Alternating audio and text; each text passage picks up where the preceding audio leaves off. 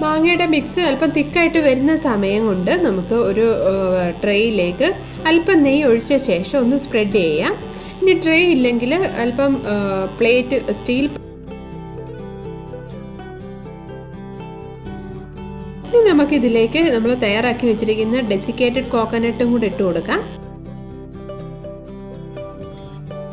Desiccated coconut ഇട്ട ശേഷം നന്നായിട്ടൊന്ന് മിക്സ് ആക്കാം. ഇപ്പോൾ ഡെസിക്കേറ്റഡ് കോക്കനട്ട് ഷോപ്പിൽ നിന്ന് മേടിക്കുകയാണെങ്കിൽ നമ്മൾ ആദ്യം ഒന്ന് ചൂടാക്കണം. ഇത് ചൂടാക്കുമ്പോൾ നല്ലൊരു മണം വരും. അപ്പോഴത്തേക്ക് പാനിൽ നിന്ന് മാറ്റണം.